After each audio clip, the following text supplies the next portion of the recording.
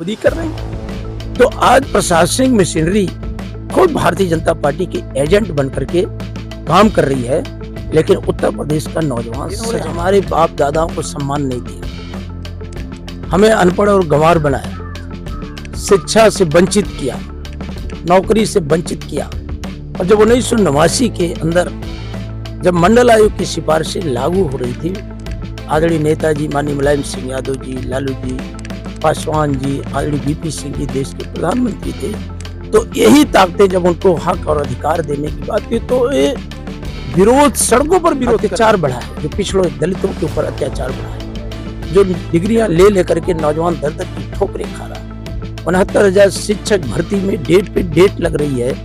अभी 18 तारीख को माननीय सुप्रीम कोर्ट में सुनवाई, हमें उम्मीद है सरकार, न्याय निर्वाचन आयोग मिल करके जो लोकतंत्र है उसको कमजोर करने का लगातार प्रयास कर रहा है और विपक्ष की हर बात को 49 सीट जीत करके और एक बड़ी ताकत के तौर पर आया। जो उनका कम्युनल एजेंडा था, उस सीट पर भी समाजवादी पार्टी के अवधेश प्रसाद ने जीत दर्ज की। इस खबर के प्रायोजक हैं ज्ञानदेव पब्लिक स्कूल, बासी जप्ती माफे, देवतपुर, आजमगढ़। सीबीएसई पैटर्न, पूर्णतः अंग्रेजी माध्यम, कक्षा नर्सरी से 12वीं तक विज्ञान और गणित सुविधाएं उपलब्ध हैं।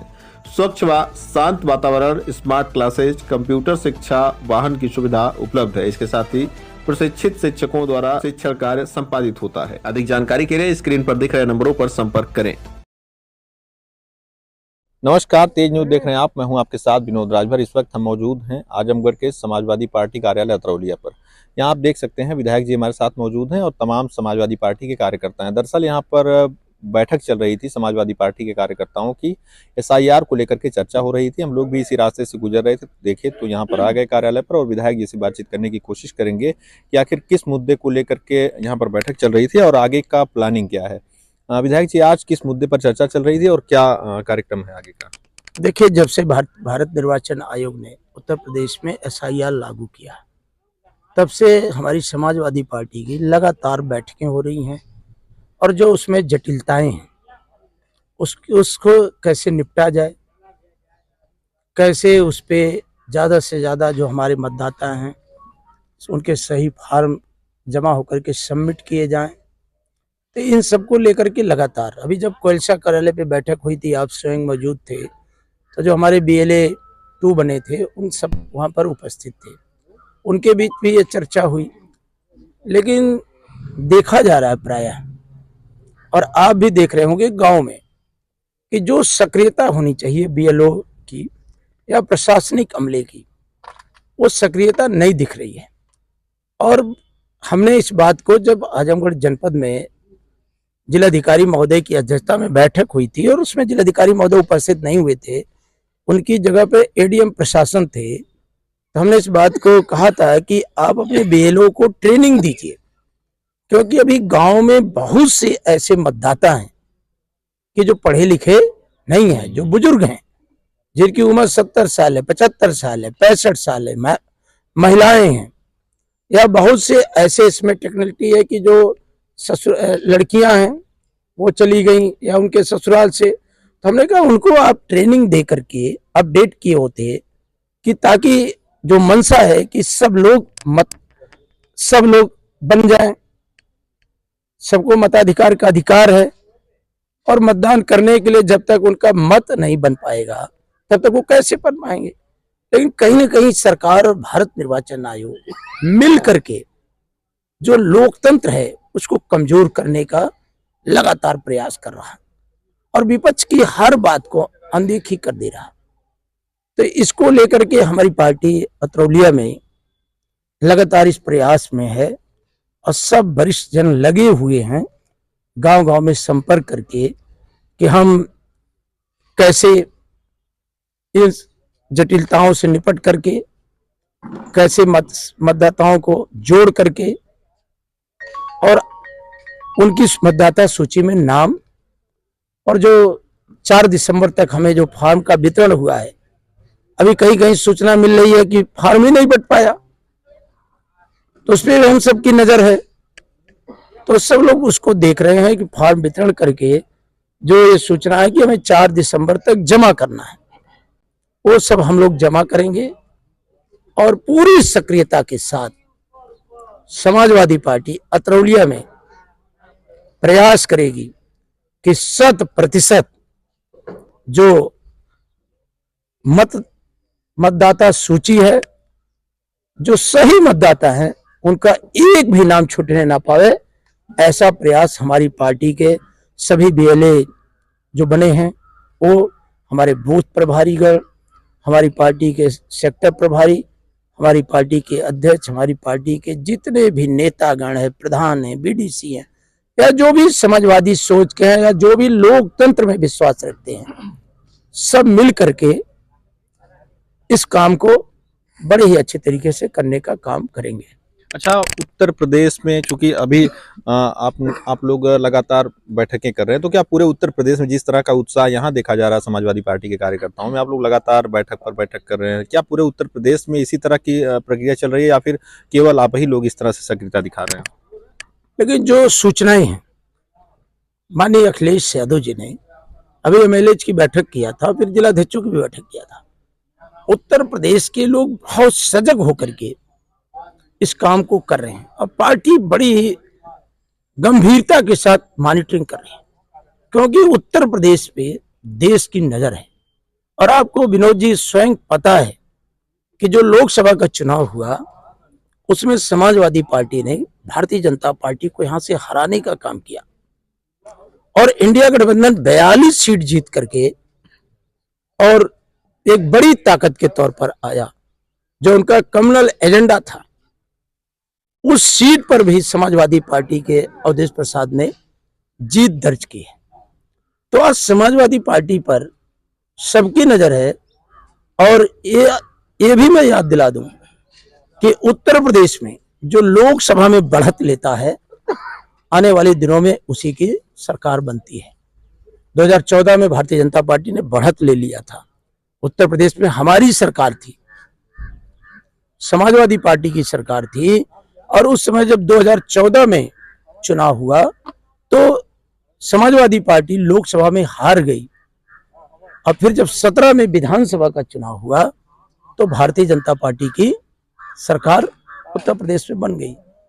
इसके बाद आपका 19 में जब चुनाव हुआ, उन्होंने बढ़त ले लिया। अब की बार 2022 में, अरे 2024 में लोकसभा के चुनाव में समाजवादी पार्टी बढ़त हासिल कर ली है। इसलिए पूरी उम्मीद है कि 2027 में हम सब मिल करके पीडीए जो सबकी मंशा है कि अपनी सरकार बनाएंगे, किसानों की सरकार, नौजवानों की सरकार, बेरोजगारों की सरकार बनाएंगे। और जो आज अत्याचार बढ़ा है, जो पिछड़ों दलितों के ऊपर अत्याचार बढ़ा है, जो डिग्रियां ले लेकर के नौजवान दर दर की ठोकरें खा रहा है, 69,000 शिक्षक भर्ती में डेट पे डेट लग रही है। अभी 18 तारीख को माननीय सुप्रीम कोर्ट में सुनवाई, हमें उम्मीद है कि न्याय मिलेगा। लेकिन हर काम को सरकार न्यायालयों में ले जा करके अड़चने पैदा करके प्रभावी पैरवी ना करके नौजवानों को हताश और निराशा की तरफ भेजने का काम कर रही है। समाजवादी पार्टी डटकर मुकाबला करेगी। अच्छा, अभी आजमगढ़ में हम बात कर लें, कई जगह पर जो है एक तरह से कह लें कि विवाद की स्थिति उत्पन्न हो जाती है। जब पिछली बार विधायक शायद आप ही गए थे, तो कहीं किसी बूथ पर किसी बात को लेकर के कुछ हुआ था विवाद, शायद कुछ हल्ला दंगा हुआ था इस तरह का इधर बुरहानपुर साइड में। तो क्या लगता है आपको, उस तरह की चीज़ों से कैसे निपटेंगे? क्योंकि सरकार आपकी काफ़ी दिनों से नहीं रही है और कार्यकर्ता तो हैं ही आपके पास, लेकिन इसके बाद भी कहीं अगर इस तरह की चीज़ें आती हैं तो क्या? इसमें हम सब आप सबके सहयोग से, आजमगढ़ उत्तर प्रदेश में यहाँ के लोग बहुत समझदार हैं, उसमें आप सबके सहयोग से ऐसी षड्यंत्रकारी ताकतें, मैं बार बार आपके चैनल पे कहता हूं कि वो अपना चोला बदल करके, जिन्होंने हमारे बाप दादाओं को सम्मान नहीं दिया, हमें अनपढ़ और गंवार बनाया, शिक्षा से वंचित किया, नौकरी से वंचित किया, और जब 1989 के अंदर जब मंडल आयोग की सिफारिशें लागू हो रही थी, आदरणीय नेताजी माननीय मुलायम सिंह यादव जी, लालू जी, पासवान जी, आदरणीय बीपी सिंह जी देश के प्रधानमंत्री थे, तो यही ताकतें जब उनको हक और अधिकार देने की बात थी तो ये विरोध, सड़कों पर विरोध कर रहे थे। आज वही हमारे हमदर्द बन रहे हैं। तो मैं तो उनसे कहना चाहता हूं कि अगर हमदर्द हो और सच में पिछड़े और दलितों के हितैषी हो तो आज उत्तर प्रदेश में आउटसोर्सिंग क्यों कर दिए नौकरियों में, क्यों नौकरियों में। और फिर मैं कहना चाहता हूं भी, मैं उस पर काम कर रहा हूं आपके सामने कि 2-2, 3-3 आयोग मिलाकर के एक आयोग बना, चयन बोर्ड बना, जिसकी अध्यक्ष प्रोफेसर कीर्ति पांडे बनी। पूरे कार्यकाल में एक भी परीक्षा नहीं हुई और अचानक आया कि उन्होंने अपने निजी कारणों से इस्तीफा दे दिया। अब तक आयोग के पास अध्यक्ष ही नहीं है। यही तो बीजेपी चाहती है कि बुनियादी सवालों पर उनसे कोई सवाल न खड़ा कर पाए। इसलिए वो पूंजीपतियों को, ये तो मेन स्ट्रीम मीडिया पूरी की पूरी उनके साथ है। इस देश के जितने पूंजीपति हैं, जितनी संस्थाएं हैं, वो सब बीजेपी के साथ हैं। अंदाज आप लगा लीजिए, खुद जिलाधिकारी महोदय ने की अध्यक्षता में निर्वाचन की ये महत्वपूर्ण बैठक होनी थी और उस बैठक में सारे जनप्रतिनिधि बुलाए गए थे, पॉलिटिकल पार्टी का अध्यक्ष बुलाए गए थे। भारतीय जनता पार्टी के अध्यक्ष आए ही नहीं थे, न लालगंज के अध्यक्ष थे, न आजमगढ़ के अध्यक्ष थे। तो मैंने अधिकारियों के सामने कहा कि उनको वो समझ ही नहीं रहे कि अपने आने की कोई आवश्यकता ही नहीं समझते, क्योंकि उनका काम तो प्रशासनिक लोग खुद ही कर रहे हैं। तो आज प्रशासनिक मशीनरी खुद भारतीय जनता पार्टी की एजेंट बन करके काम कर रही है, लेकिन उत्तर प्रदेश का नौजवान सजग है और बहुत तैयारी के साथ लगा है। आपको पूरी उम्मीद और विश्वास में दिलाता हूं कि इतना तेजी से हम लोग गांव-गांव फैल करके इनके षड्यंत्र को बेनकाब करेंगे और यकीनन 2027 में हम पीडीए की सरकार बनाने में कामयाब होंगे अखिलेश यादव जी के नेतृत्व में। अच्छा, सरकार जो यूपी सरकार अभी काम कर रही है, जो भी कामकाज उनका हो, ओवरऑल आपको क्या लगता है कि क्या जनता इनके कामों से कहीं खुश है या फिर सिर्फ हवा हवाई चल रहा है सब? मुझसे ज्यादा तो आप जानते हैं और आप भी महसूस करते, कोई खुश नहीं है, केवल पूंजीपति खुश है और हमारी गरीबी का लाभ उठा रहे, हमारी बेकारी का लाभ उठा रहे, हमारी मजबूरी का लाभ उठा रहे। आप खुद सोचो, मैंने तो आपसे कहा था कि जाओ आप अस्पताल के अंदर देख कर आओ कि जो पुरानी नर्स बहनें हैं वो 70-72 हजार रुपये पाती हैं, जो आउटसोर्सिंग की नर्स बहनें हैं वो 14,000-15 हजार पाती हैं, जो हमारे दौर में सपा बसपा के दौर में जो सफाई कर्मी है, जो गांव में पोस्ट हैं, वो 44,000 वेतन पाते हैं, और जो आज नगर पंचायतों में सफाई कर्मी हैं वो 8 और 10 हजार वेतन पाते हैं। तो भारतीय जनता पार्टी हमारी गरीबी का, हमारी बेकारी का, हमारी मजबूरी का, हमारी लाचारी का, हमारी बेबसी का, कमजोरी का लाभ उठाती है और हमारे ही आपके बीच से कुछ ऐसे लोगों को ला करके जनता को गुमराह करने का प्रयास करती है। वो बार बार मैं एक ही बात कहता हूं कि अगर वो एक भी आंकड़ा दे दें कि अपने पूरे कार्यकाल में अपने समाज के लेकर के या जिस वर्ग से आए हैं उनके हित में अगर वो कोई एक भी कानून बनवा पाए हों तो हमें बता दें, हम उसको जनता में फैलाने का काम करेंगे। सिवाय कहेंगे कि हम अन्न बांट दिए, उसका आप मूल्य देखो। अभी आपके सामने मैंने दवा इलाज का पैसा देता हूँ, 2-2 लाख का चेक देता हूँ, 3-3 लाख का चेक देता हूँ, 5 लाख का चेक देता हूँ। तो जो लोग नहीं है वो नहीं जान पाते। तो मैं बार बार उस पर आपके चैनल पे आके कहता हूँ कि श्रद्धेय मुलायम सिंह यादव जी ने मुख्यमंत्री कोष गठित किया था और उसको जब माननीय अखिलेश जी आए तो विधायक निधि से भी प्रावधान किए कि एक विधायक अपनी निधि से एक वित्तीय वर्ष में 25 लाख रुपया इलाज के लिए दे सकता है। एक वित्तीय वर्ष में 25 लाख। तब विधायक निधि 2.5 करोड़ की थी, आज विधायक निधि 5 करोड़ की है। महंगाई भी बढ़ी है और कोरोना काल के बाद बीमारी भी बढ़ी है। बार बार मेरे अनुरोध के बाद या विपक्ष अनुरोध करता है, आप देखिएगा आपकी सदन चलेगा, उससे पहले भी मैं मिलके किया हूं।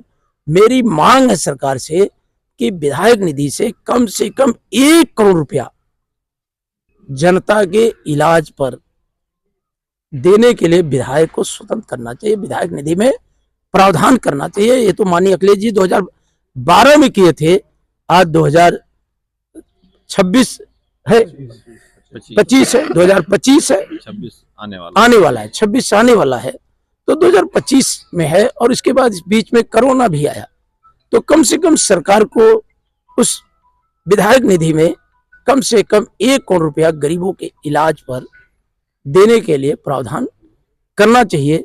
क्योंकि जब दरवाजे पे खड़े होते हैं, अभी आपके चकपुरंदर गांव है, छितुनी में के बगल में है, कल एक महिला गई थी, उनके ससुर का इलाज है 2.5 लाख रुपए का। और जब मैंने कहा कि मैं आपकी कितनी मदद कर दूं, तो उन्होंने कहा मेरे ऊपर 30-40 हजार रुपए का कर्ज हो चुका है विधायक जी, अब मेरी कोई हैसियत रह नहीं गई। ये कह के रोने लगी। और बताओ इसका क्या हमारे पास जवाब है। हमने तुरंत कहा कि हम अपने विधायक निधि को देखें, बाबूजी की निधि को देखें।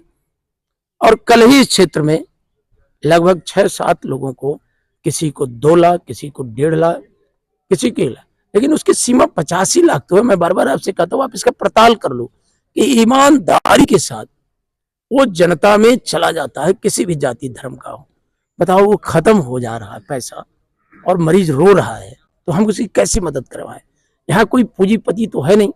अगर आपस में आप अपने पूरे गांव में चंदा कर लो, तो 50,000 से ज्यादा रुपया इकट्ठा करने की हैसियत में अब कोई गांव नहीं रह गया है। तो सरकार इन सब चीजों पे ध्यान नहीं दे रही है, वो इवेंट खड़ा कर रही है पूंजीपतियों को, और कुछ ऐसी कंपनियां हायर कर रही हैं, वो जिताने का ठेका ले रही हैं, वो जिसके कारण लोकतंत्र खतरे में है, संविधान खतरे में है, हमारा आपका सम्मान खतरे में है। बार बार अंबेडकर साहब ने याद दिलाया था कि जो पीढ़ियां अपना इतिहास भूल जाएंगी वो आगे नहीं बढ़ पाएंगी, वो धोखा खा जाएंगी। नेताजी भी बार बार कहते थे। इसीलिए जो आप देखते हैं कि हम लोग लगातार मीटिंग करते हैं, उसका मूल उद्देश्य यही रहता है कि हम अपने उस इतिहास को भी जानें और उससे मिलकर के आगे की प्रेरणा लें। मुद्दे क्या रहेंगे आगामी चुनाव में, विधानसभा चुनाव में मुद्दे आपके क्या रहेंगे, किन मुद्दों पर आप लोग चुनाव लड़ेंगे? देखो, मुद्दे तो वही है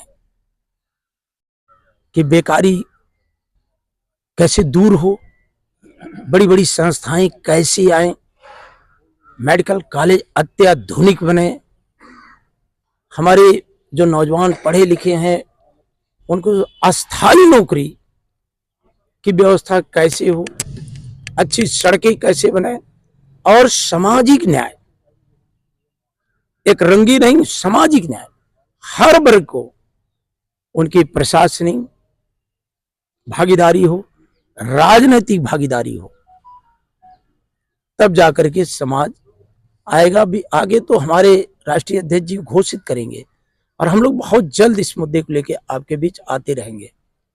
चलिए, धन्यवाद बातचीत करने के लिए। देखा आपने, हमने विधायक जी से बातचीत की है और आगे भी बातचीत का सिलसिला जारी रहेगा। जुड़े रहिए हमारे साथ, देखते रहिए तेज न्यूज़। धन्यवाद।